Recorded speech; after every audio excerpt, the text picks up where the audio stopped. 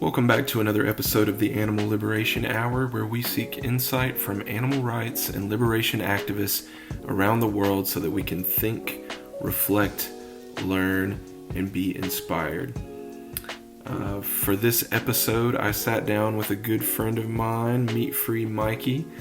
We talked about his journey into veganism and activism. We talked about his journey into organizing the recent AAM Atlanta Assembly back in February. So if you're someone who wants to organize events but maybe you don't know how, hopefully you'll find some inspiration from Mikee. But before we get into all that, I want to remind you that the Animal Liberation Hour is a project of Animal Activism Mentorship. AAM is a free multinational program that helps aspiring animal rights activists, as well as those who are already activists but want to take their activism to the next level. From one-on-one mentorship to free workshops and trainings to this podcast, AAM seeks to empower humans to fight for animals so that the world will have more activists and we can achieve liberation sooner. For more information, visit animalactivismmentorship.com and follow AAM on Facebook, Instagram, and YouTube at Animal Activism Mentorship. You can keep up with the Animal Liberation Hour on AAM's social media too. Animal Activism Mentorship is fueled by Farm Animal Rights Movement. I hope that you all will be as entertained and inspired by Mikee as I am. Enjoy.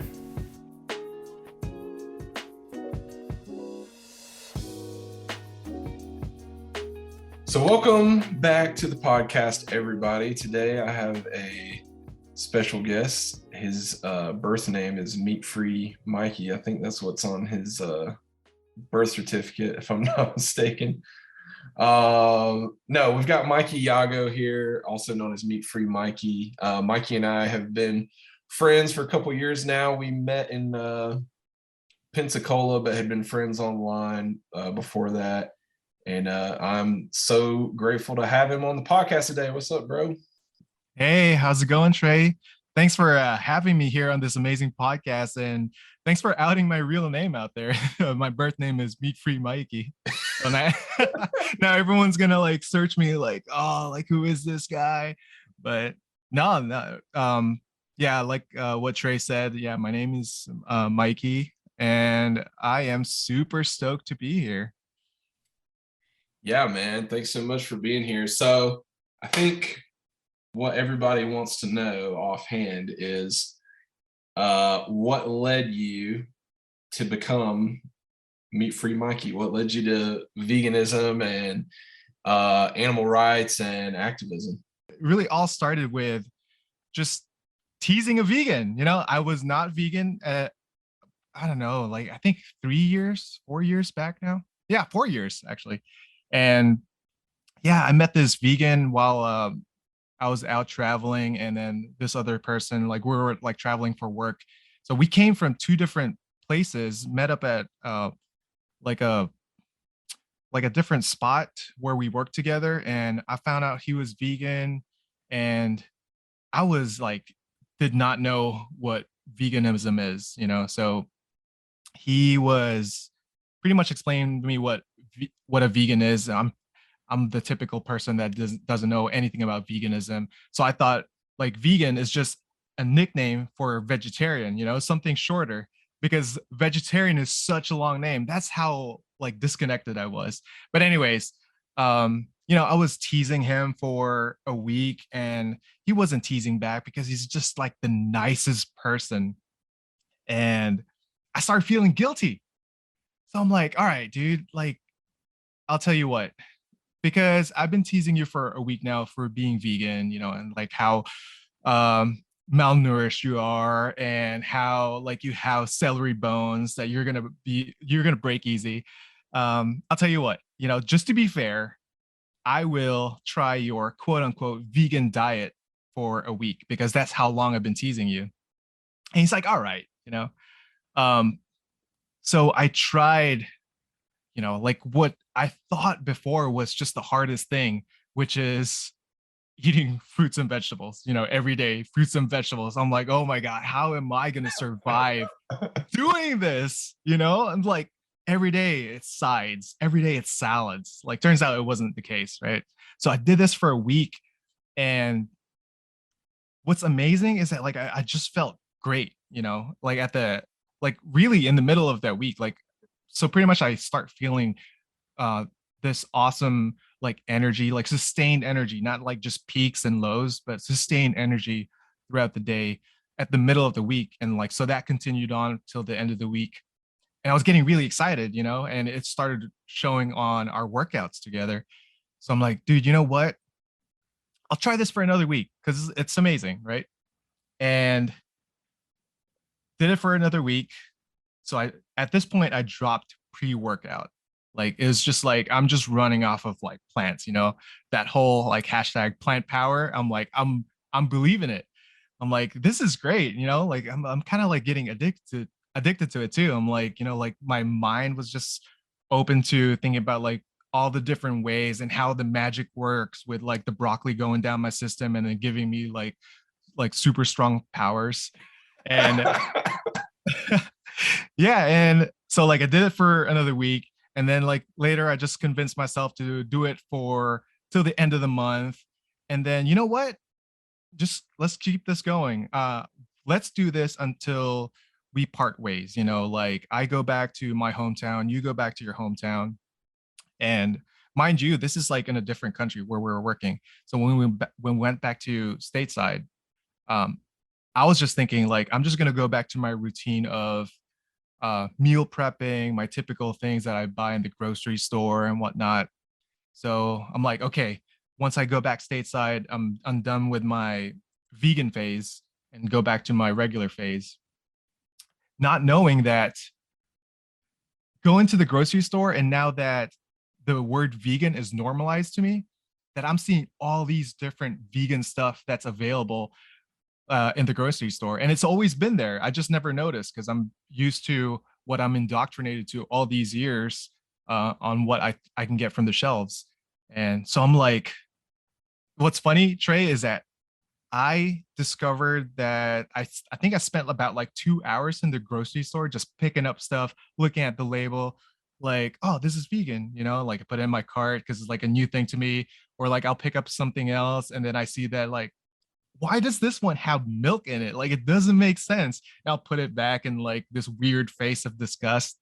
And like, just imagine, and all to the listeners to the podcast out there, just imagine this random person named Meat-Free Mikee, just looking at random things in the grocery store by himself and then making like a sour face and then just like putting things back in the shelf.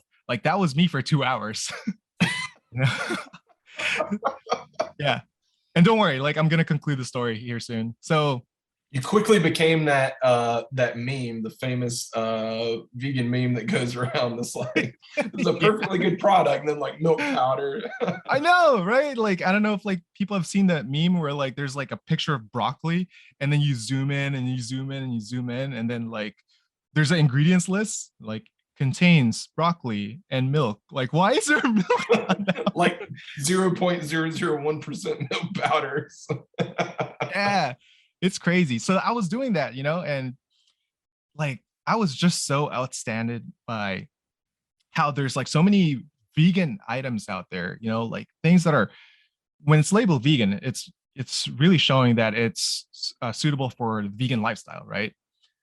So it's like these items are suitable for vegans and their lifestyles. And I'd never noticed how available they were.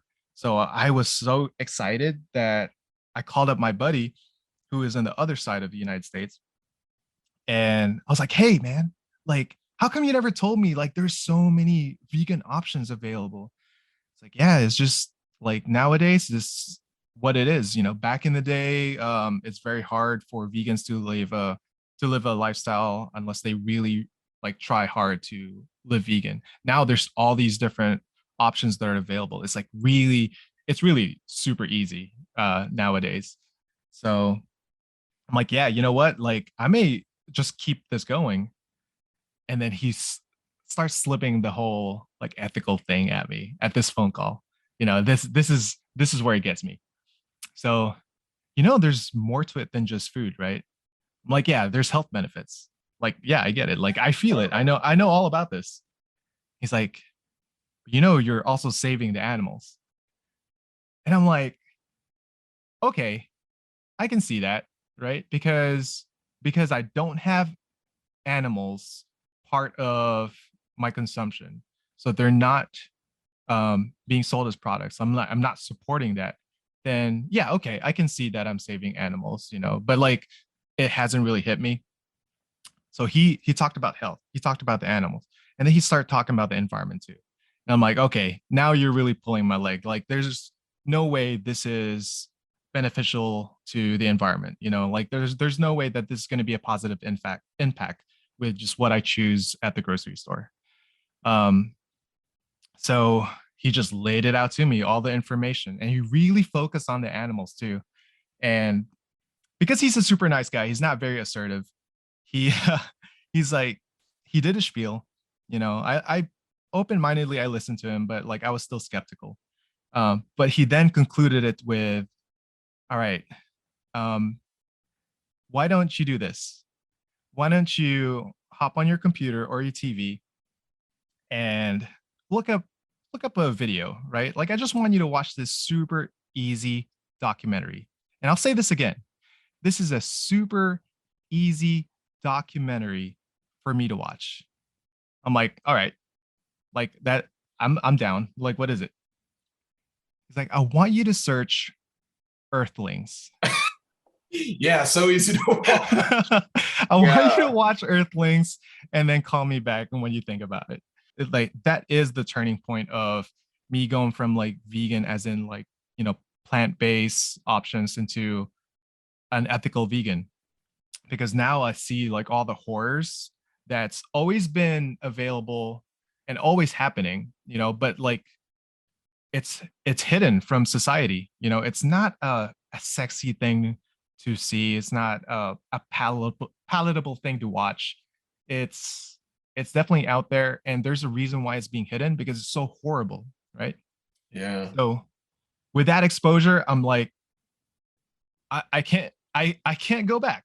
Like this is it. Like I am from this point on vegan for life. Like even then, like this point on, like I've already started like being plant-based, since we met. But yeah, that was 4 years ago and then never looked back, you know. And it's crazy. Because it's easy. I'm still alive. I'm not malnourished. I don't have celery bones like what I used to tease him for. Like I am so stoked to be vegan, and I don't know why I was making fun of vegans before, but like that person changed my life. The documentary definitely opened my eyes, and then the history on why I have the name Meat-Free Mikee. Like this is going full circle, right? Like this is like the paramount of the story. The reason why I got the name Meat-Free Mikee out of all of that with the story has nothing to do with it at all. It just sounds cool. So, yeah. But yeah, to answer your question, that was my journey, and my name was just sounding cool. So I adopted it. Yeah, man. That guy got you with the long game, I guess. I know, smart person. He knew how to say all the right things, drop the info at the right times, and I was just like, oh, Methodical. give me more. What, my eyes are now open. I don't know why no one ever told me about this before and why I never realized it, but I am so glad that I know this now. And as always, with any vegans and animal rights activists, uh, the one thing that they regret, well, that we all regret, is that we were never vegan sooner. Like we wish we were vegan sooner. Yeah, definitely. So what then, what was your turning point for deciding that you needed to take action and, act on, you know, having this new information? Oh man.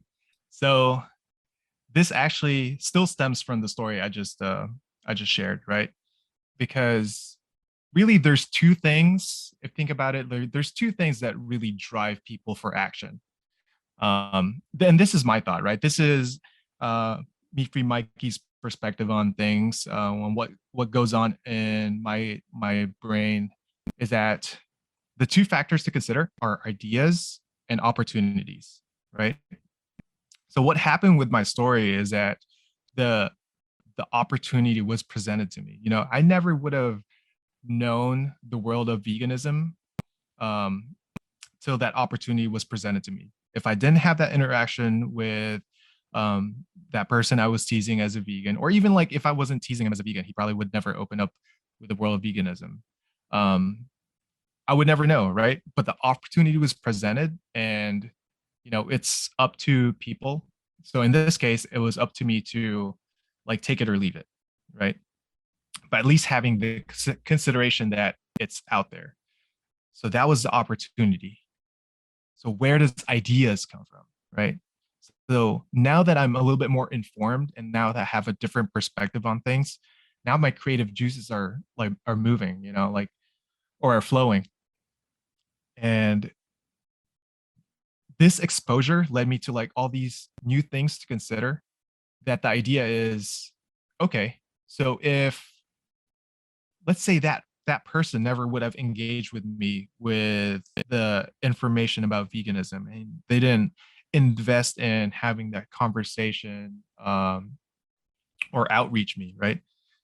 then then I would be just another person, you know, lost in the typical societal norm, right? um so I never would have like gone to the path of like thinking about new things, right? So because I'm there right now, then I start thinking about like, okay, what if I'm going to be that person to talk to other people? You know, what if like I'm that person to introduce veganism or to open their eyes, you know, and present new opportunities. So that's when the idea comes, you know, like, okay, maybe I can be, right? uh I there's no like chart out there to see if like you're worthy enough to, you know, talk to people about veganism and whatnot, but it's better to try than not to try at all, right? It's better than nothing. So that's the idea, is to think about different things to where I can like be that person to introduce veganism. And outreach the was the first thing, because that's what happened to me. Someone talked to me about veganism, um and man, I was so scared. I'm like, it took me 6 months to do my first action because of that, because I wanted to prepare. I wanted to be informative. If someone asked me questions, I don't want to be like, I don't know, let's Google it together, you know, maybe Google will tell us. I wanted to be equipped with all the information as much as possible, so that any interaction that I may be faced with, I know the retort and I know how to present myself upon doing so. Um, but sorry, I'm going off on a tangent here. It's That's what it is. The idea of me being that person to introduce veganism. So I went with outreach because that's how I was introduced with veganism. Yeah. You made a post, I think it's been over a year ago now, but I really liked the post. And you made it on your birthday, and you were talking about how your aunts and uncles call you a freedom baby, and you kind of like related that back to animal rights activism. Can you just kind of like tell us the story about that and why they call you that? Oh my gosh. Yeah, I can't believe that you actually remember that post. Um, okay, so let's learn a little bit more about Mikee. So Mikee was born in California, but You're Mikee not going to refer to yourself in the third person the whole time, are you? maybe this is like past me, right? This is past me, so that people will be able to picture it. So like I grew up in the Philippines. I grew up there like 20 years, right? But So my family's my family's from the Philippines. I'm first generation American, and there's the reason behind that is because so at the time when mom was I was still in mom's belly. Mom was pregnant, right? Like I'm still baking, right, if you will. And there was a revolution going on in the Philippines because the current president there was uh, really exercising his power all to the point of tyranny and enforced martial law into the country of the Philippines. So what's amazing is that so this is one person, a president, right? But it took like people realize that like, hey, there's like more of us. We can make a change. We don't have to wait for someone of power and position to make a change. We can act upon this. So all these people like banded together, like thousand, even millions of people like banded together to overthrow the current president. Mind you, like I said, like this is under martial law, so like there's a lot of military presence in the side of the president at the time. So it's definitely fierce, right? But only on the president's side, because with the citizens, when they banded together peacefully. They came together as like one big entity, but in a matter of peaceful action. There was tanks and soldiers, and what everyone did was they handed out flowers, like, hey, we're like, you're not the enemy. We want to overthrow the president because he is acting upon like in a tyrannical state, but we know that you're not him, like the fight is not with you. So they handed out flowers, they throwing peace signs and whatnot. So this campaign went on for 3 days until finally they successfully overthrew the president. um at that time, at that same time, I was being born. So that's why my aunts and uncles call me Freedom Baby, is because the time that uh, there was freedom in the Philippines, away from that uh, that president. I was born into like the new phase of the Philippines, like the birth of the revolution. So that's why my aunts and uncles call me Freedom Baby, because of that. Yeah, man. It means you were born to be an activist for sure. Oh yeah. So like fast forward, like I didn't really pay much tribute to it. Like I didn't think that I would be um like like the awesome people that banded together back in the Philippines to form that People's Power Revolution. I thought like, okay, like I'm called Freedom Baby, and then I'll just live my life, not knowing full circle that I would be an activist myself. I would be doing the same things. Yeah, dude, that's really incredible. That's an awesome story. And for those of you that know Mikey, maybe a little bit of background that you didn't know. I learned some things myself there. Um, so what forms of activism, you said you started out kind of with outreach and maybe some other things. Can you talk about where you started, and has your outlook on activism changed at all? Has it evolved at all? And kind of, just tell us about that, because I know me personally, I'm a very different activist from the day I started. So, uh, yeah, how has that changed since you've become an activist? Realize that you're a freedom baby for a reason. No, thanks for that, Trey. So yeah, it definitely has changed. And just for anyone that's listening, like it's okay if things change, because I mean, so the saying is that the only constant thing around this world is change, and that applies to everything, right?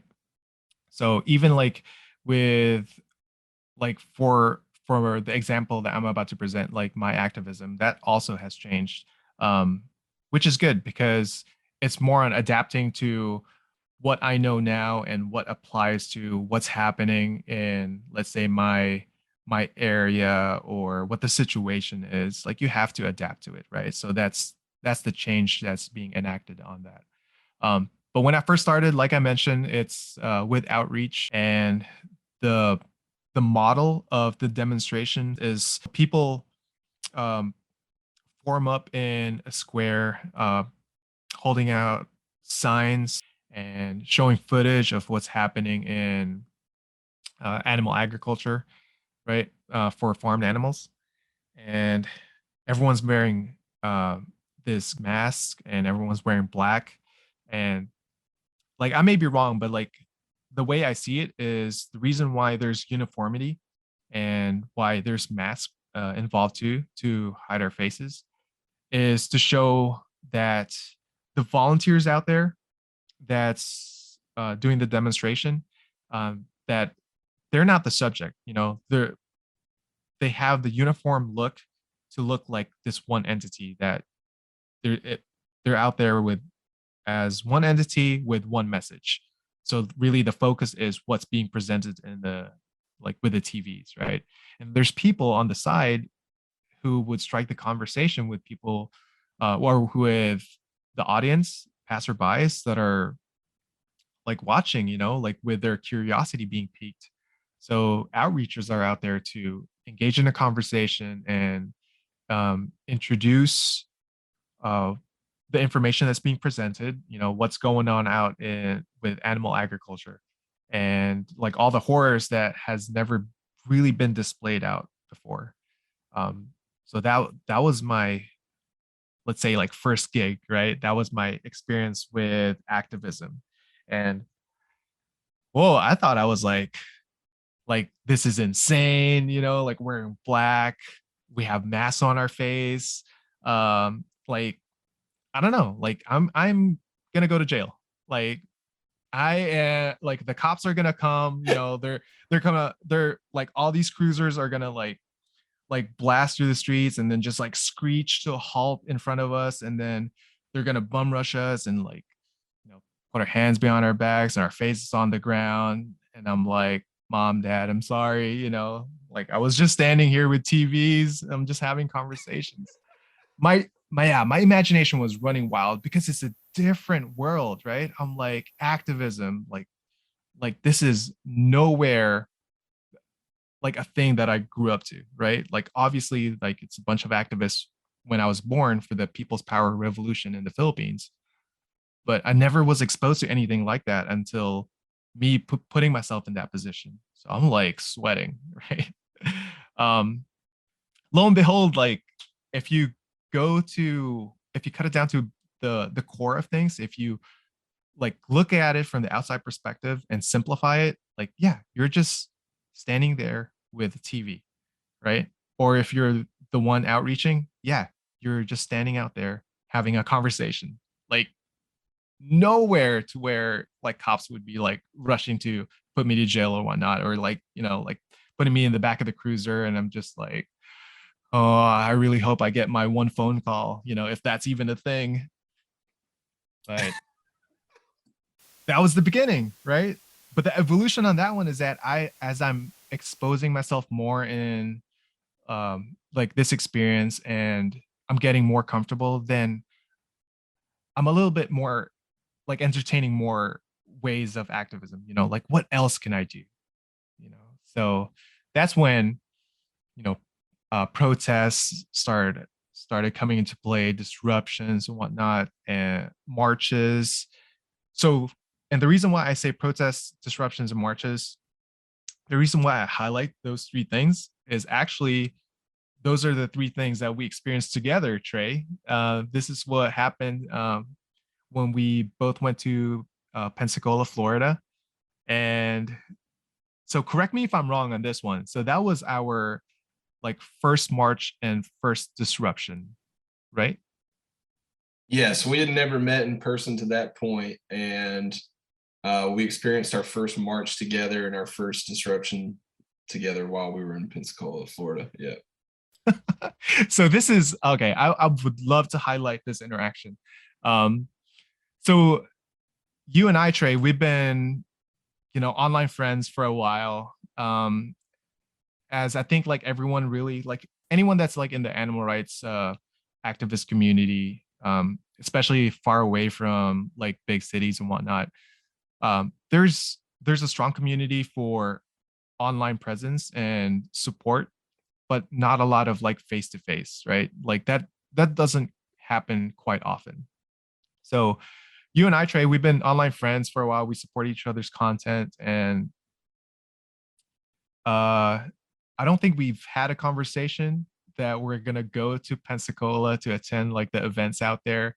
And so like it was just like me walking down the street, going to like I think towards the march. You know, that was the next event, going towards the march. And then you popped out of from like one corner and started like walking the same direction. And it just so happens we were walking side by side. And like I think we were like I was looking at you to see if like, oh yeah, like I think that's Trey Morrow from like Facebook. And then like I would just like look ahead and then like you would look back too, like, oh, like who's this like weird guy walking the same direction? And then Meat-Free Mikee. yeah, and then we finally like, hey, like, are we friends online? Like I think I said like, hey, are you Trey Morrow from Facebook? Like fanboying, right? But yeah, that was how we met. And then gosh, ever since we've been doing a lot of actions together, you know. Yeah, that was our first ever disruption. But yeah, I mean, I think if you're thinking about doing a disruption and you're scared, do it with like 20 other experienced activists. Oh yeah, most definitely. Yeah, that'll calm the nerves a little bit. Yeah, it ended up being like an empowering experience, as well as the march. Yeah, that was just like a great. I think it was like a weekend overall. Yeah, that was really cool.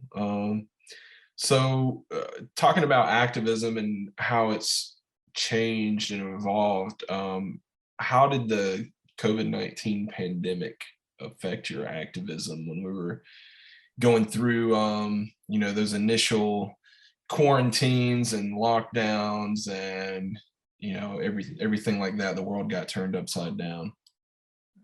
Oh yeah. And no one was prepared. No one saw this coming, right? So this was definitely a challenge to all. And so this is where, remember what I was mentioning a while ago with opportunities and ideas. This is like crucial moment. So when the pandemic happened, um, you and I, and I'm gonna keep it to like for myself and you as well, Trey, for examples. But we are both more on in-person activists, right? We do a lot of events that we're out there like boots on the ground doing like in-person face-to-face stuff, right? No matter what the version is, it's always like with in-person presence. And then the pandemic happened. And then lockdowns were being initiated. And we're like, what are we gonna do? Like what can we do for events if we can't like be there in person? So we had to like take a step back and we had to like rethink a lot of things. And like at that moment, like it was amazing because even though the challenge was there of not being in person for speaking up for the animals, doing events to where people can come together and fight for the cause, we definitely managed. We did we did quite a few creative things in that realm, you know. So if I remember right, this is when you started bringing people together for like online like interviews, like live interviews, but with a certain theme, right? So whenever you have an event online, it's one like it may be like a different like a group of artists on how they showcase activism through art, right? Um, I think you did also another with religion. So you brought in a group from like different perspectives of religion and how all those perspectives relate to the vegan lifestyle. Um, So yeah, so that's like a creative take on yourself. And then, do you remember mine on that one? Um, I don't think I do. No, I'm gonna remember as soon as you tell me. Oh yeah, absolutely. So this was an awesome idea by concept, but extremely horrible execution just for me, right? So this is Oh, every I week. remember now. Yeah. This is every week initiating a challenge, like a fitness challenge, right? But it's not like a fitness challenge for others. It's more on like, hey, like place your donations, and like at the end of each day, the highest donor gets to pick and choose like what Mikey will do for a workout that day. And with the total amount of donations, that's how many repetitions I will be doing. And it was just like every day is I'm walking into a dark cave. Like I don't know what to expect, what the workout's gonna be, and like it's gonna be amazing if it's like high donations for that day, but it also means I'm gonna be in a lot of pain. So at the end of like each day, that's gonna be the workout. I film myself, which in fold it's a great thing to show like how people can get fit without the access of like going to the gym. Like you can do fitness at home, you can do creative things. So that was like a subsidiary to what my main purpose is. So it's a benefit, right? But the main benefit is that at the end of each day there's a donation, and it pulls into the end of the week. And at the end of the week there is a sponsored uh, animal sanctuary that all that money is going to go towards. Because like the reason why I thought about this idea is I was panicking. I'm like if we are having a hard time like in lockdown, I'm starting to think about like all the animals and the people that run animal sanctuaries. Donations are going down, the volunteer participation is going down. So it's going to be a struggle. So I'm like, all right, I got to think of something. I got to think of something quick to help out animal sanctuaries. Like even if it's like not by much, at least I'm doing something, right? I'd rather do something than nothing at all. So that was the creative take. Now I'm gonna transition to when we all come together. We all had many different things that we Hold on, created. before you go any further. Okay, okay. I just want to say, man, like you messed up doing that for activism. But no, you're right. It was a really tough time, and we were also worried about the sanctuaries because yeah, I mean, like people are getting either like laid off of work or can't go to work or whatever the case may be, and it's like, well, we've got to do something. And bro, you put your body on the line, man. You're crazy, but do you, do you remember the title of like what that it was something hilarious, like punish Mikey or something like that. yeah, What was it? make Mikey hurt. Make Mikey hurt. There you go. Yeah. Yeah, man. Like that. I mean, yeah. Before you transition to whatever you're gonna talk about next, like, yeah, I just think that's such a cool like adaptive idea because like you were saying before, one thing that's guaranteed in life is change. Things change, and nobody could have predicted what was going to happen. It changed for so many of us, and yeah, I mean, you like took that and made something work. You just like made something work, and I commend you for that, man. Thank you, thank you. Yeah, like it was definitely difficult, and I think it's difficult for all of us. But I mean that this is where like we all come together, right?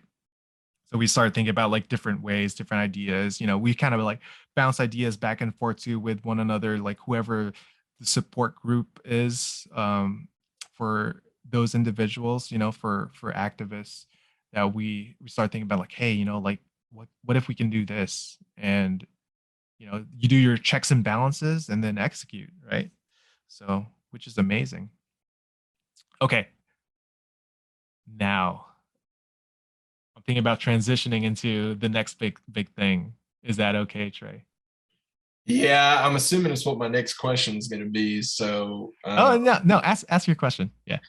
yeah, so yeah, AAM was born out of the pandemic, Animal Activism Mentorship, and yeah, you were a part of that from the beginning. Um, so just yeah, talk about that and kind of what made you so invested in like the idea of mentoring activists who need help. Oh yeah, absolutely. This is I'm like re-inspiring myself because I remember this day like it was like the birth of AAM, right? So Animal Activism Mentorship. And never would I have thought that we would find ourselves running AAM, like actually starting and running it. Um, so, okay, painting the picture to everyone that's listening, we're still in pandemic. This is in the April of 2020. So really not in the middle. Like there was like the beginning, right? But because we weren't all expecting what's happening with, with the pandemic and the shutdown, like we don't know like how long this is gonna take, what the future holds, how this is gonna evolve and affect us, short term and long term. So we're like, we don't know. We're all in the unknown at this point, right? And you were doing the interviews. I'm doing the make Mikey hurt. Oh, such an awesome but horrible thing to do. But we all came together and we're having discussions on like, it's amazing how we're doing all these creative things for activism, right? Uh, but we had to like think about this and think about this in a rush because this is something that we weren't used to. We're used to in-person events. So it's like we're relearning how to be an activist, right? And because we want to like do things right away, um, it's always awesome to learn, but actions, like we're like compelled to make sure that actions still kept going, right? Still taking place. So I think we started thinking about like, like I wish like there was like a way that we can learn this stuff, like where we can fast track.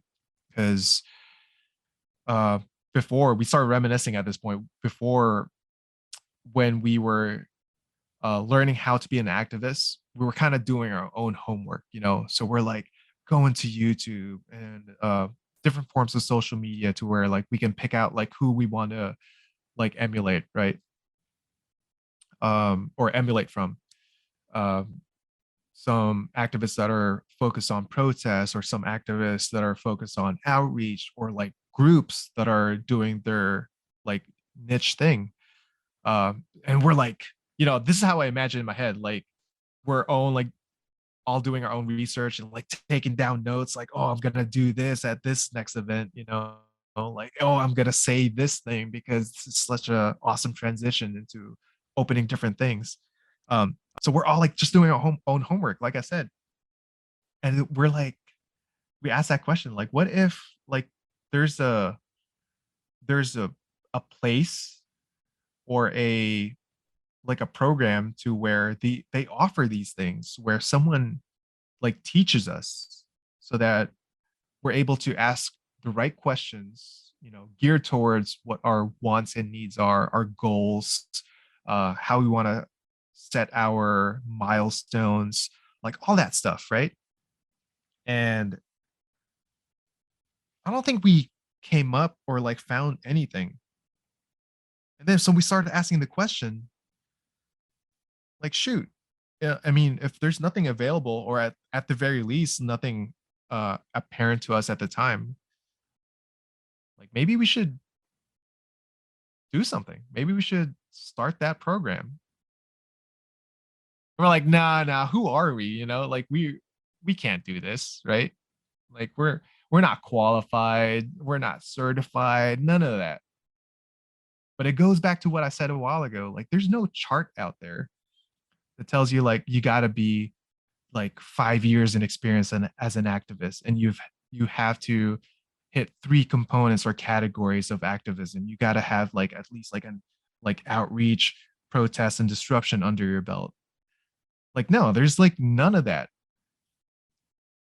Okay, so shoot, let's go ahead. Why don't we do this? You know, let's start um, a program to where people can go to this program so that they can learn how to be an activist, because such an amazing concept to where you model it to where when people go and sign up, they're able to learn exactly what they're looking for plus more.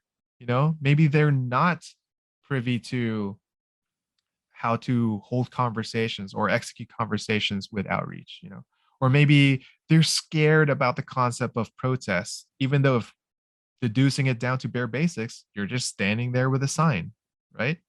Maybe you're saying a few things every now and then, but not that scary, right? Goes back to what I mentioned a while ago with my outreach. I thought cops were going to come. Turns out it's not scary at all. So this is the birth of the animal activism mentorship. This is where we decided, hey, even though we're not experts, we have the experience. So why don't we pass that down, you know? And as we build more experience, we have more things to pass down. Hey, you know what? There's other people out there that have the same experience or even different experiences. We can bring them in and they can teach like what they know, you know. And this is where the mentorship comes into play, when people that want to be active for the animals but don't know where to start, that they can sign up for a mentor who will guide them with what they're looking for exactly. It gives them the knowledge, it gives them like a design, like a plan for their activism.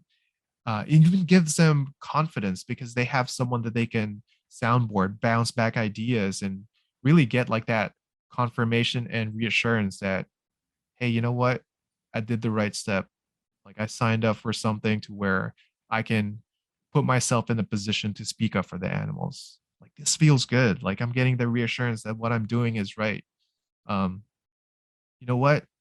Yeah, like let's do it. Like I'll make online posts, you know, and then whenever the world opens up again, I can be out there in person fighting for the animals.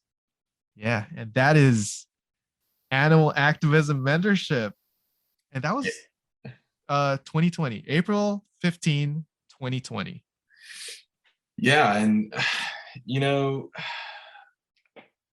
I've learned that the longer I've been an activist, the more I've learned that it's okay to stop and reflect on activism, because if we just keep doing everything that the way that we've always done it with activism, we're never gonna grow. We're never gonna see, you know, better or different results. Um, and you know, the pandemic just really forced us to sit back and reflect. There was nothing else to do for a lot of us.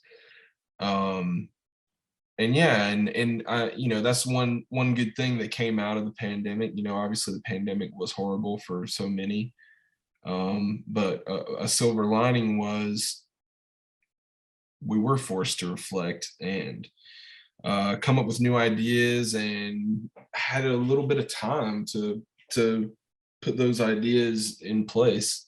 And yeah, and you know, now, you know, since then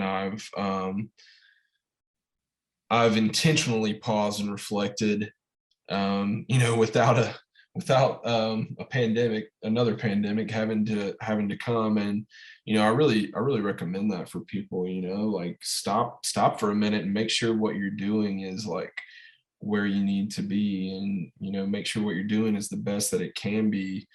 You know, you don't want to sit around until it's perfect before you put it into action, or else you'll be waiting forever. But it is good to yeah, it's good to reflect. And yeah, it's kind of what we did during the pandemic. And AAM was born, and I feel like so much good has come out of that. You talked about when we met in Florida. That was obviously before the pandemic and before AAM, but most of the in-person activism we've done together has been through AAM. And the in-person activism and online activism has been through AAM. And multi-day events. That first year, like after things died down a little bit with the pandemic, we did I think it was a 7-day tour, and then the next year we did I think there was an AAM 9-day tour in Florida, and then there was a 8-day one in Chicago, and that leads up to the most recent AAM event, which was the Atlanta Assembly, which you were an organizer for. Can you just talk a little bit about your experiences during these in-person events that kind of have like a focus on, mentorship, like doing the activism, getting things done for the animals, but also, there's brand new activists here or less experienced activists here. We can build on that community and, help these activists and take them under our wing, while they're here with us in person. There's so much to these events. I would just like to hear about your take and your experiences, and then how that led up to you being an organizer for the AAM Atlanta Assembly last February. Yeah, absolutely. Um, so prior to the Atlanta Assembly, like as what you mentioned, so AAM had a few major events, major multi-day events, right? And so this is paired with mentors along with mentees, whoever's available, and really like any new activists that want to join for these events, because it's all about like that learning experience while showing like a massive presence, right?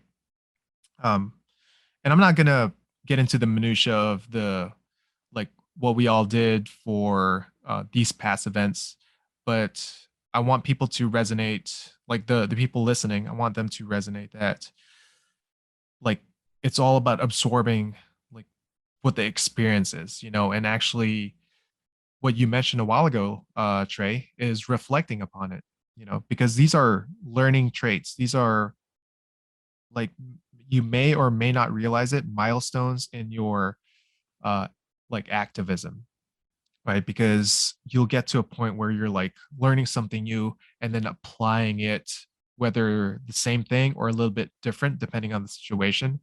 So this is where your activism is evolving. Remember when we talked about change and evolution a while ago? So there's always change because there's more things to consider. So um, as going through the events, I found myself learning like a few more things um, with a here and there stuff, and I'm at this point, I'm a mentor in AAM. Um, just to clear things out, being a mentor in AAM doesn't mean like a person is an expert that they know everything, like end all be all. They are like the pinnacle of like what an activist should be. Definitely not 100%, because the mentors are actually learning from others too, whether it be learning from different mentors and sometimes even learning from mentees. I myself, I've learned quite a few things from my mentees. So, not to make the build up to AAM a lot longer, but the takeaway on that one is that um, the experiences from these different multi-day events that AAM hosted has definitely like I gained a lot of experience from those things, and I found myself to be a little bit more effective with my activism. And I found myself to open up to uh, a lot of new and different ways for activism, So just being an overall versatile activist.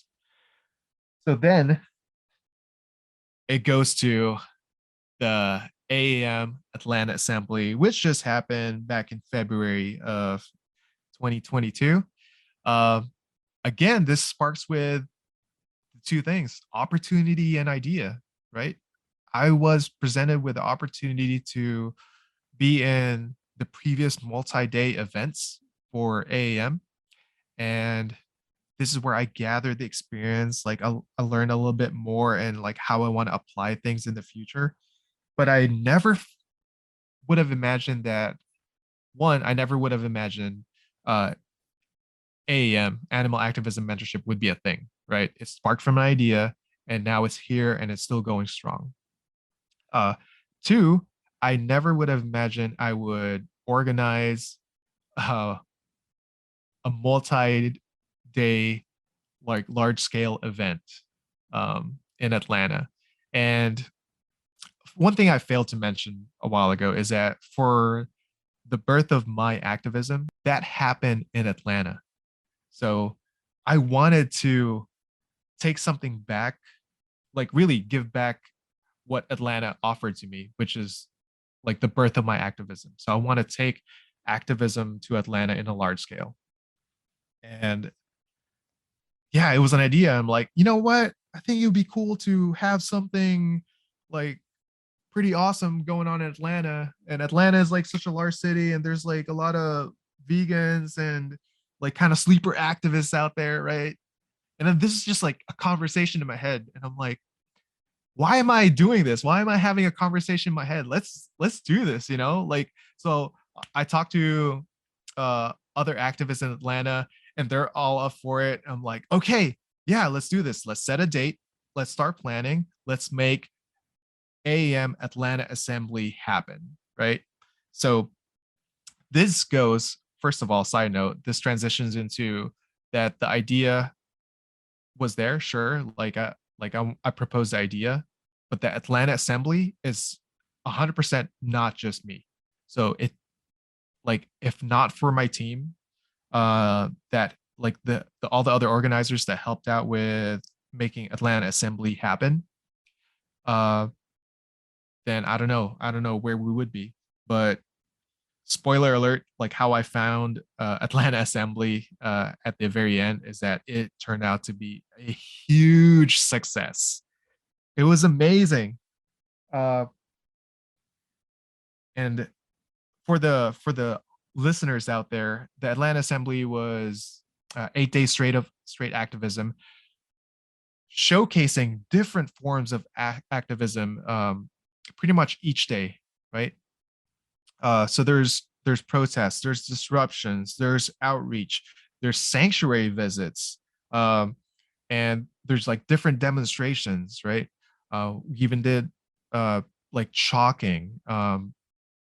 So all this stuff are the actions, but I wanted to do something different with the Atlanta Assembly. I wanted activists who attend and participate, I want them to really know the why behind each action and the why with each target, you know, not just going through the motions of uh, being active and actually like physically taking action, but understanding why it's important, what they're doing, and like who the target is and why they're the target, or the approach is done this way because it affects like A, B, and C, you know, kind of effects, right? So to help out with that one each day, we started with presentations. And I was a little nervous with this planning because uh, presentations right from the get-go, if you see it in any itinerary, to me, that's like, oh, that's boring. Like, can I like skip that? But so it was a gamble, but it turned out to be really well received by the activists who attended the Atlanta Assembly. They learned a little bit more for like what they're doing, or they are able to like understand it a little bit better, so to where they can like really be more effective.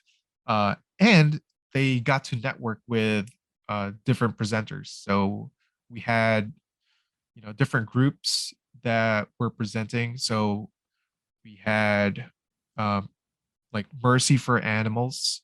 We had the GARP, which is local to Atlanta, to Georgia. Um, and they're like these things, they may have an idea for who the groups are, but now like there's an interaction, and now they get to like really learn like what they do in the animal rights community, right? So there's a lot of moving parts, and it was amazing and it was exhausting, but I 100% loved the whole experience. Yeah, that was the Atlanta Assembly, sparked from an idea. Yeah, and organizing is tough work, and I was able to be there for like half of the Atlanta Assembly. I was kind of like driving back and forth to work and coming back and doing activism, but yeah, I thought it was great, and the presentations were fantastic. There were some really great speakers who I learned a lot from, and I think an underrated aspect of getting together with activists for multiple days is the community, like the community building, man. For me, when I went vegan, I was living in Alabama, barely had anybody to even talk to about veganism. And a lot of you and I are both in the South, and like you were talking about earlier, if you're not from a big city, it's kind of like the online community. And it seemed like a community kind of started forming in the Southeast, where the Southeastern United States, where we all kind of like knew each other online. And maybe once a year we'd see each other at an activism event. Now it's a little more often than that. But yeah, I mean, the community is huge, because I think people come to these events and they don't know what to expect. And honestly, maybe they're just like exhausted from trying to figure out what to do, or I don't know what different things attract people to these events. But when they get there and they find their people, you know what I mean? I think that's so underrated, like building that community. Because you know if you when you go vegan and you become an animal rights activist, it can be so isolating. It can be incredibly isolating. You can feel alone. You feel like you're the only one that understands everything that's going on in the world. Your family and your friends are partaking in violence that you're trying to fight against, and you don't know how to handle it. Uh, you know, you don't know how to handle it with your friends. You don't know how to handle it with your family.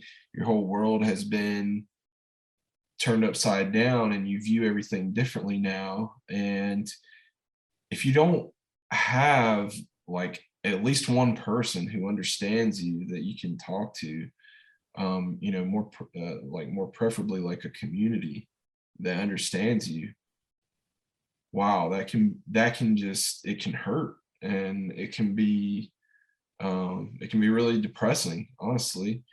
And the first time I ever went to a multi-day event activism wise, it was the 5-day save in North Carolina, organized by Roxanne Curtright.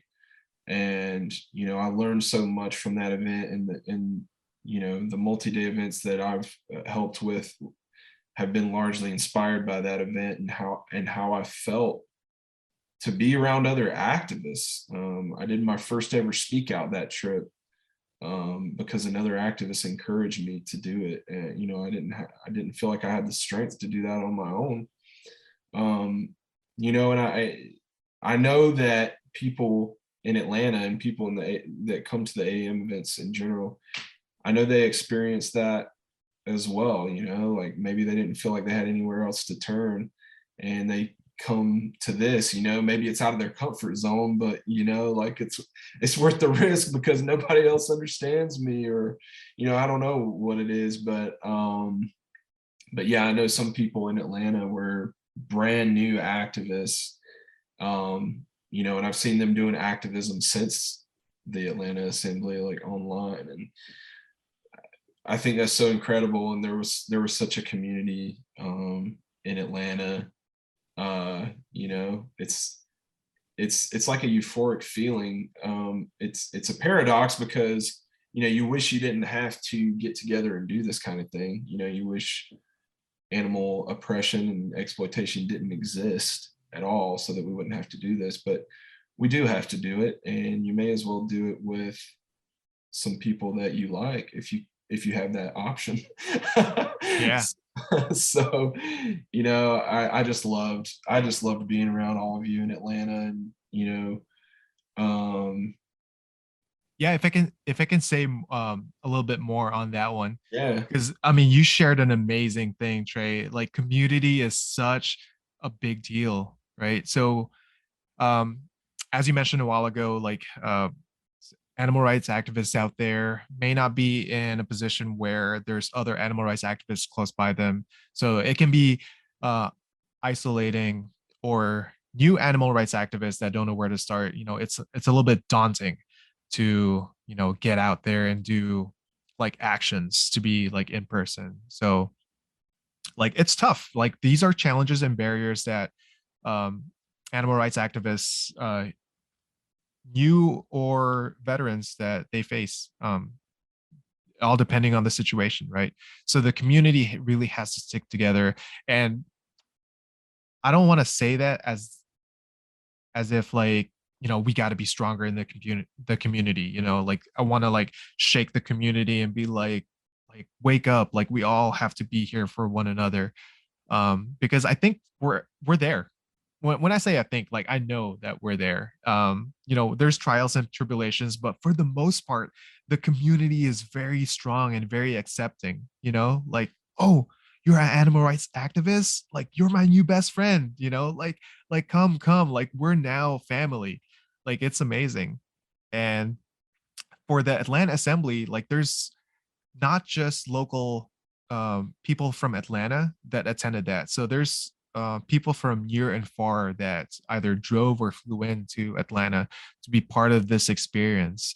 And just a snippet for everyone that's listening, like how we laid out the itinerary and series of events um, for Atlanta. The schedule is like, day one, we're doing this, and there's a presentation on this one. Day two, like same thing, but different action. Day three, we're going to take a break and visit a sanctuary so we can hug animals, right? And at the very end is like last day, like so many powerful actions. And then at this time, the very end, this is where we depart and cry, right? So it's like we joke about it in our like schedule, but really that's what happens, because with the experience that, like, for 8 days of taking action for the animals, what also happens is that each day and each moment that we all share and experience at the same time strengthens our bond. This is where we build a community. So that, like, last day and the last time where we're gonna be together, and this is like, okay, it's time to part ways.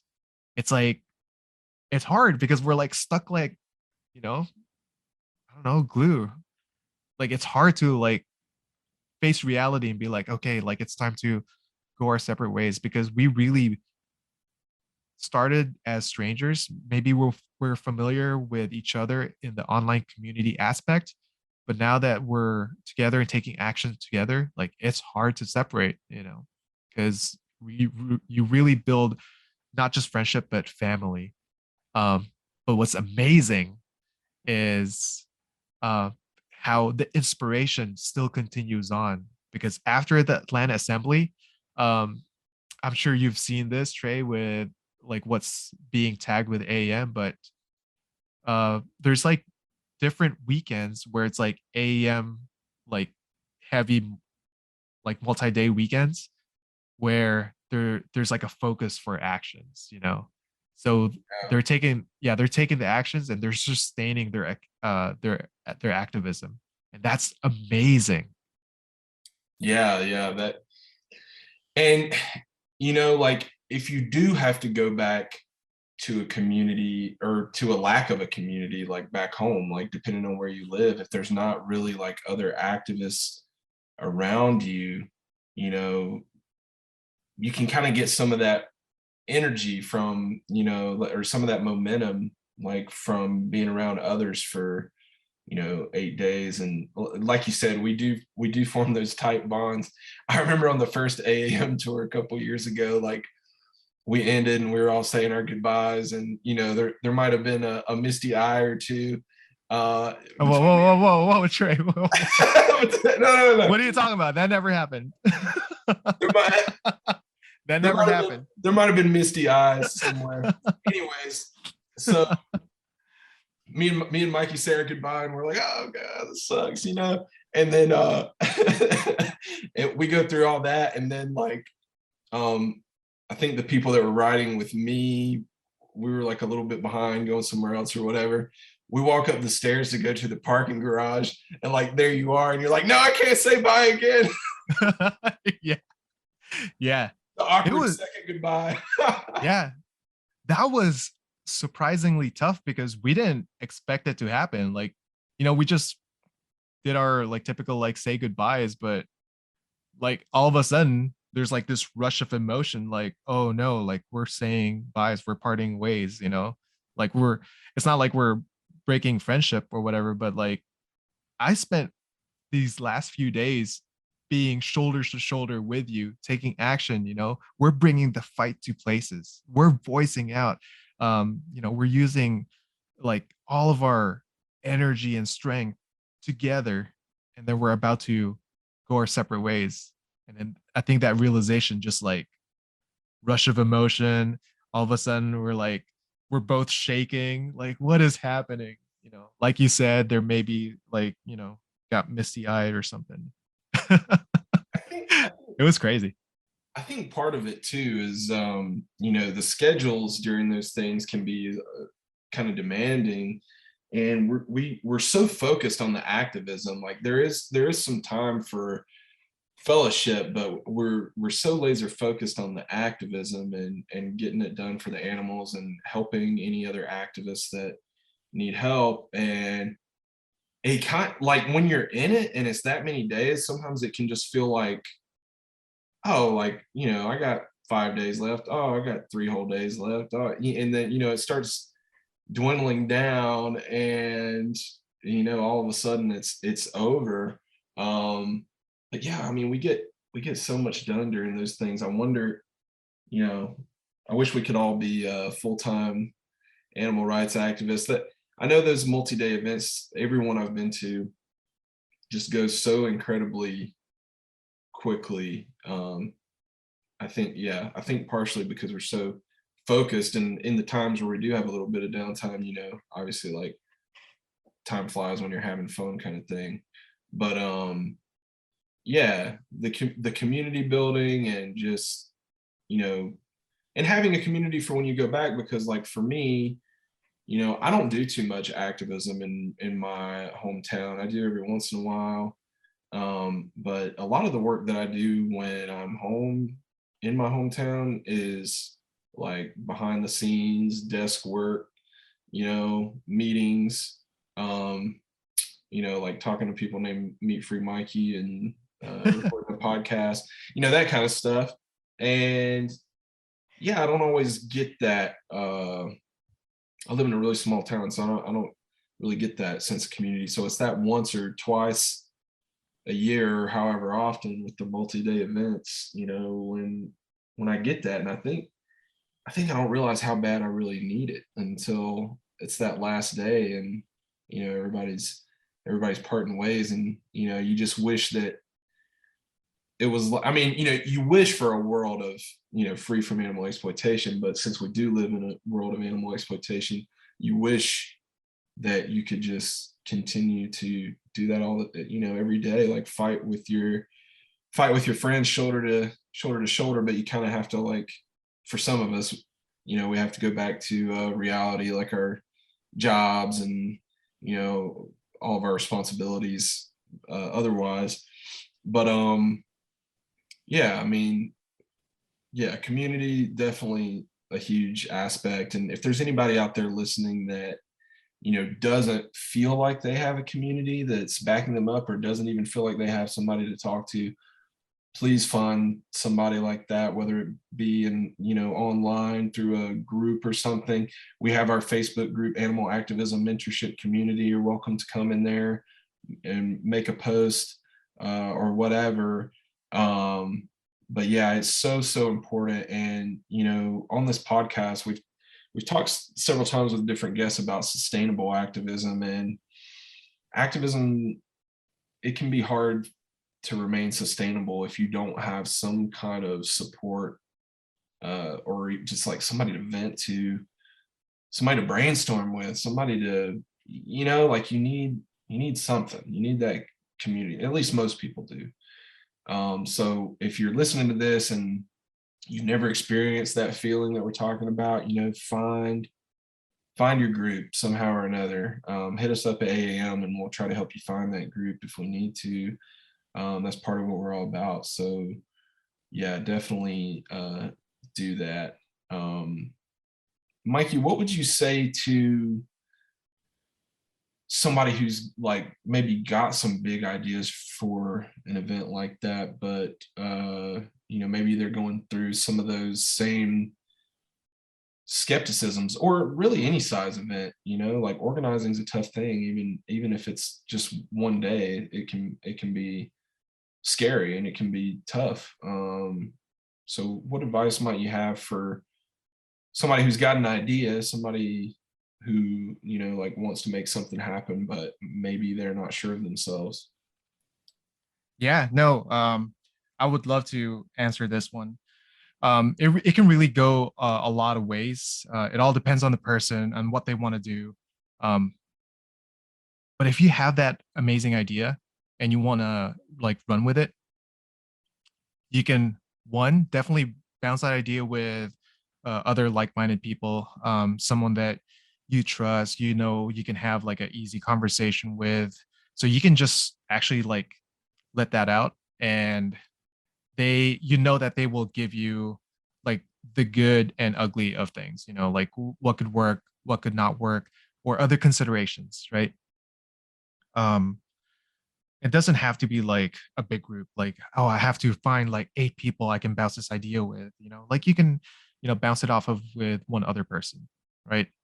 Um, and then my other advice would be, if you have an idea and like all these like amazing things are running uh like through your head, you know, like you have all these thoughts that you want to execute and whatnot, definitely put it in pen and paper. uh it's way easier to organize your thoughts if you plot out the things that are coming to you, so that you have it there and you don't have to think about that for a while, so you can focus on other things that you want to see, that are that you want it to happen with that idea, right? So as you populate that, you are able to see like all your thoughts and then kind of rule out your possibilities and um like apply the realism of things, and then you have like a better picture of like what you want to do, based off of your thoughts and ideas. um and then so you then with like a better organization of your thoughts, you can take that and bounce it with other people, like, hey, so this is what I thought about, you know. But the main thing is that we all find ourselves thinking about like all these amazing things, but we never like take the time to, you know, write it down somewhere so we can organize our thoughts around it and see like what the realm of possibility is. And even then, when you're writing things down, more considerations come into play.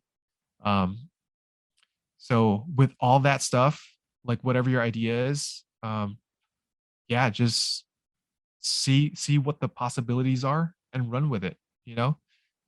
because you never know if it's going to succeed or fail unless you try, unless you go for it.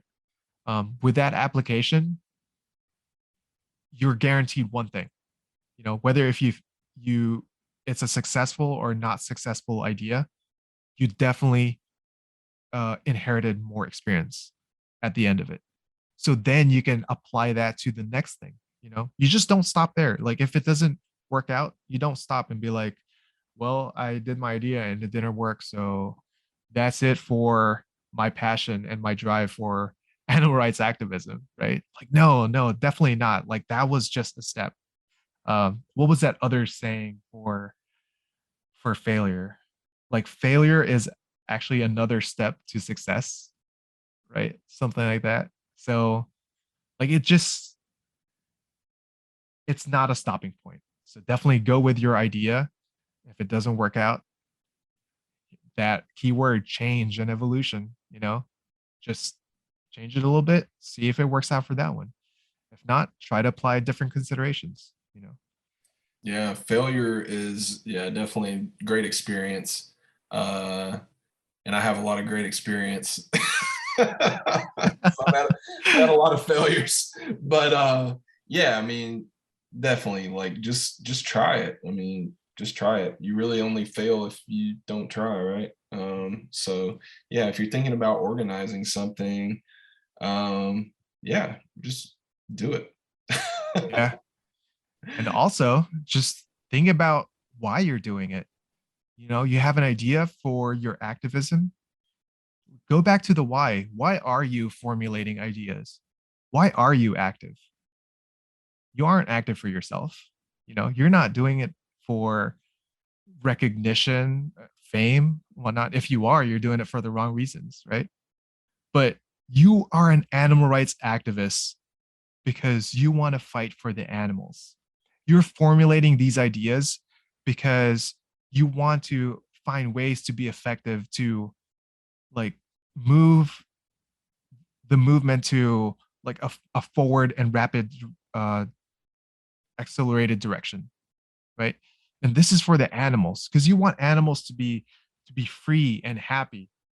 Um, that is why you're coming up with ideas. So definitely like put it in application because you may not fine tune your ideas yet to where it's going to be something that works, but you're onto something. Like that's a guarantee you're onto something. So you're going to find that evolution to where you're going to find with that idea and the version of that idea that works and works for you and definitely works for the animals. So keep exploring that. So do you have any plans for the future as far as activism goes? Oh yeah, a lot. What they are exactly, I don't know. Right. So I joke about it like I just go with the wind, you know, I'll just keep doing stuff, but it it's not a total lie, right? Like I keep myself loose and open-minded to like different possibilities, you know. I'm going to meet like many different people with many different types of outreach. I'm going to find myself in different situations. So these are all opportunities for me to absorb experience, right? So I have like more things to consider. And then, like I mentioned a while ago, it formulates to different ideas. Then I'm going to evolve my activism again. So what they are in particular for me in the future, I don't know, but there's going to be something. There's always going to be something.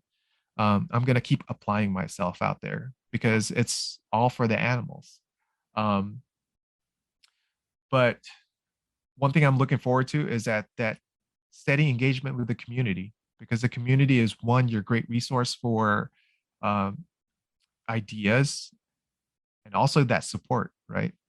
It's the it's awesome to have that support because it's one thing to circumvent with uh, burnouts, and that's one thing I can guarantee you what I'm going to be doing in the future is to keeping in mind my limit and making sure that I don't find myself in a pitfall of a burnout because burnouts are a real thing.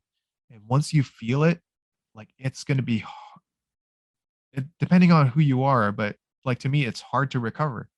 Um, so if you don't know what your capacity is and you don't know what your limit is, and you find yourself in that burnout, you may be out for a while in the fight for the animals.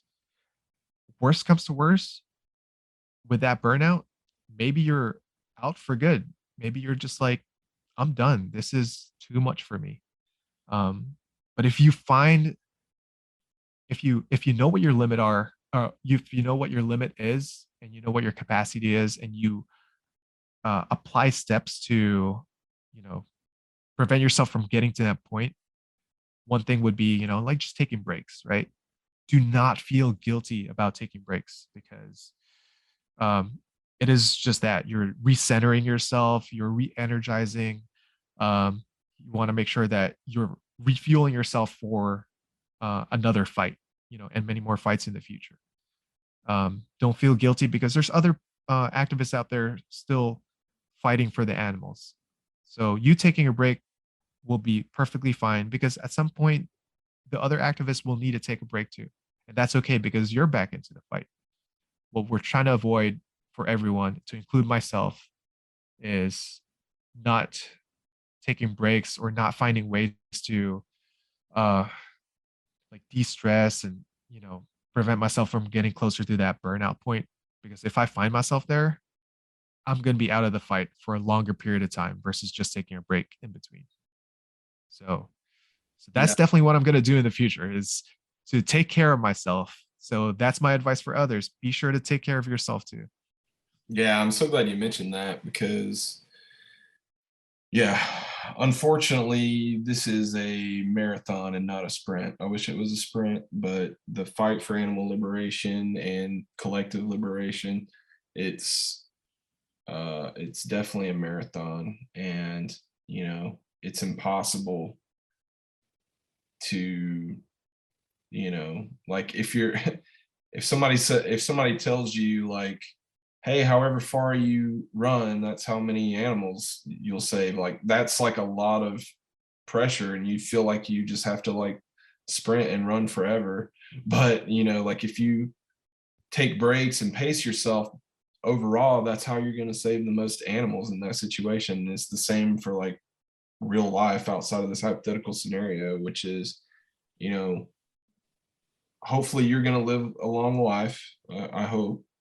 And you know, hopefully you're going to be an animal activist for the rest of your life. So you know, I'm not saying that we should be leisurely and say, oh, I've got time, or you know, have that type of attitude. But yeah, what Mikey said, which is take care of yourself, because if you don't take care of yourself, who's going to fight for animals? You know, who's going to do the work you're doing? Who's going to, you know, there's so few of us as it is. There's so few animal rights activists. So if you're an animal rights activist, you're special and you need to preserve yourself. You know, it doesn't mean not to fight hard. It just means like to be self-aware. And if you've been going really hard for a long time, you know, take a break. Sorry, my dogs are like screaming in the other room about something. It's time for dinner. I think they already ate in there. I think they're just maybe in play mode or something.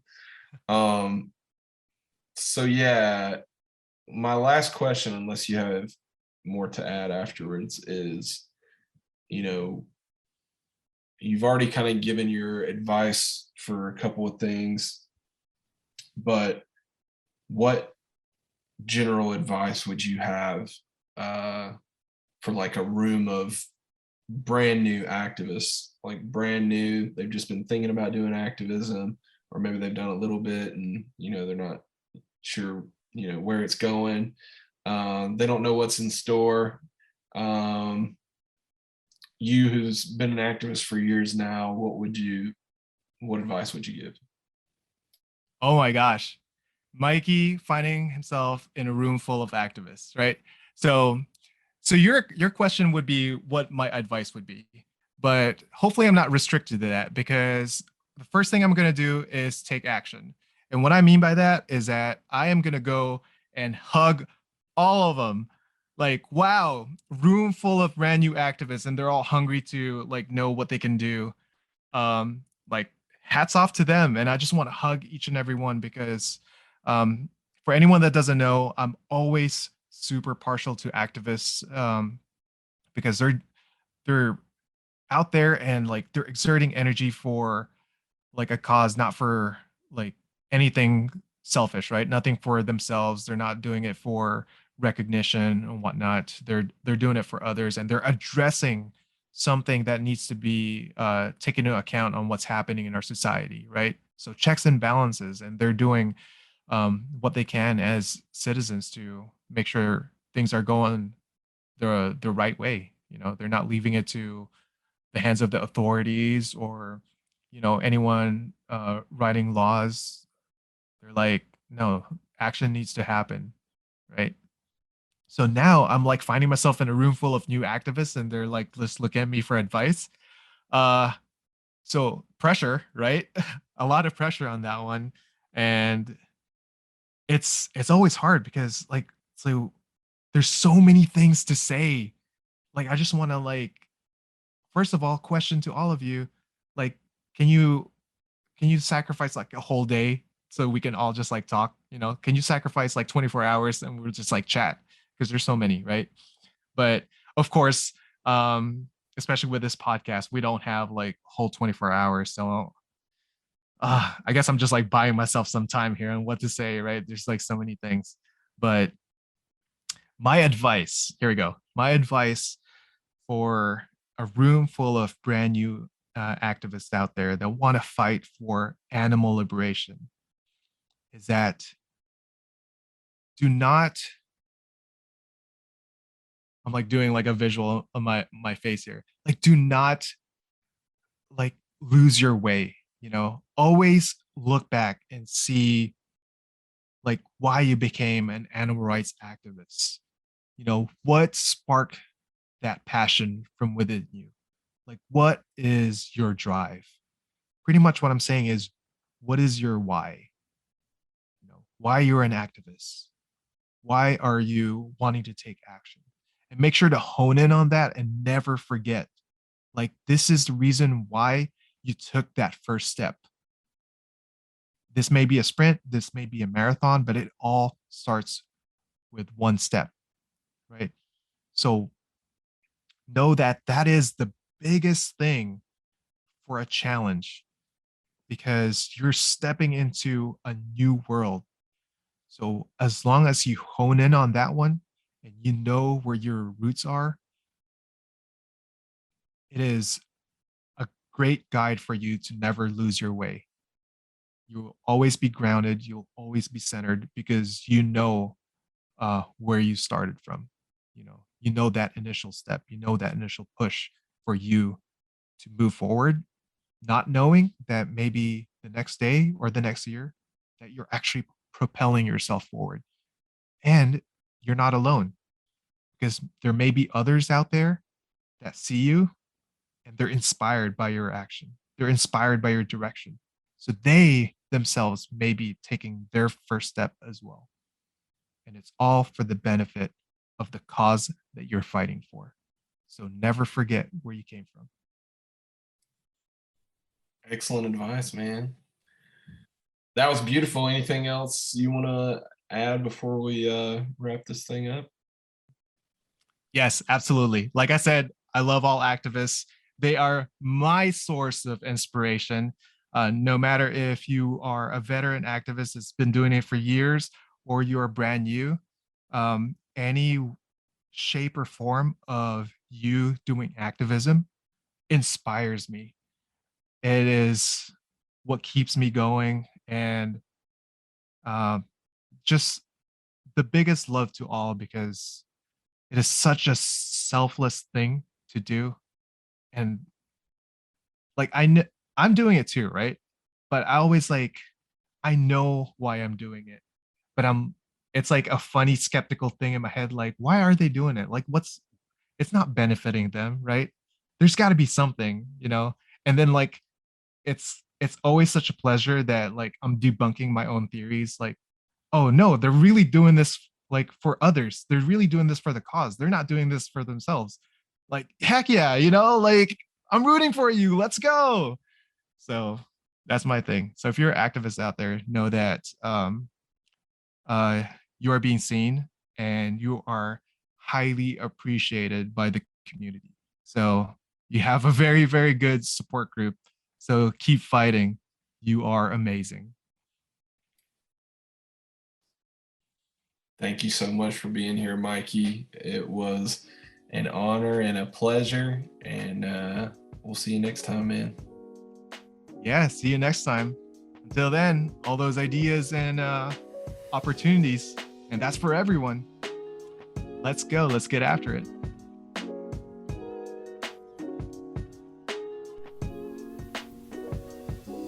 And that was episode 20. We're 20 episodes in for the Animal Liberation Hour, and we're so thankful that you have been listening and following along and hopefully being inspired all along the way.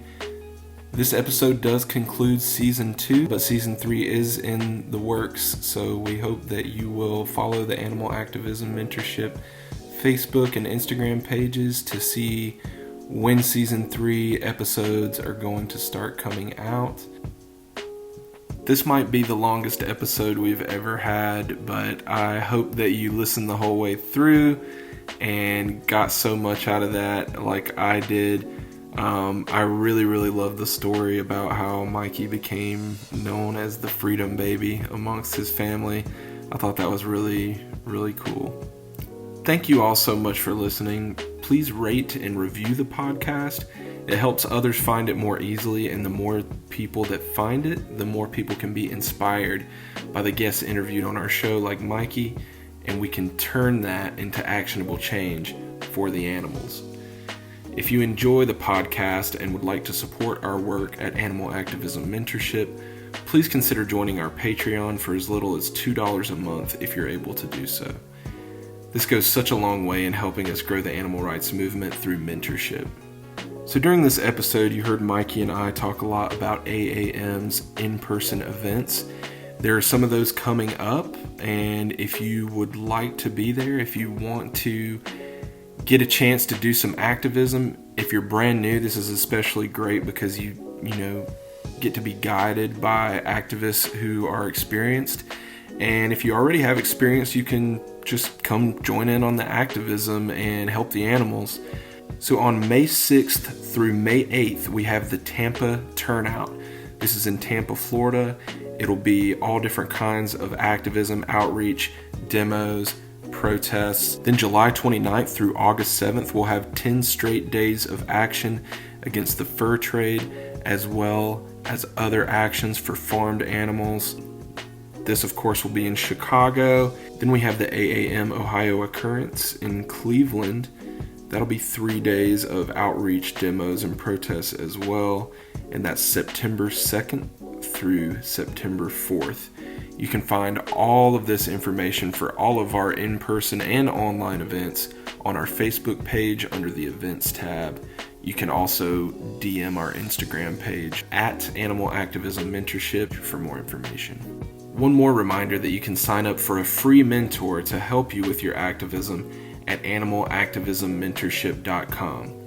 If you needed a sign that you should be an activist for animals, this is it.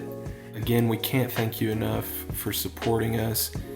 On behalf of the Animal Liberation Hour team, which is Shreya and myself, we want to thank you so much, and also on behalf of everybody at Animal Activism Mentorship, thank you so much for listening, and we'll see you next season. Until then, stay focused, stay positive, be effective, and keep doing your part. Until next time.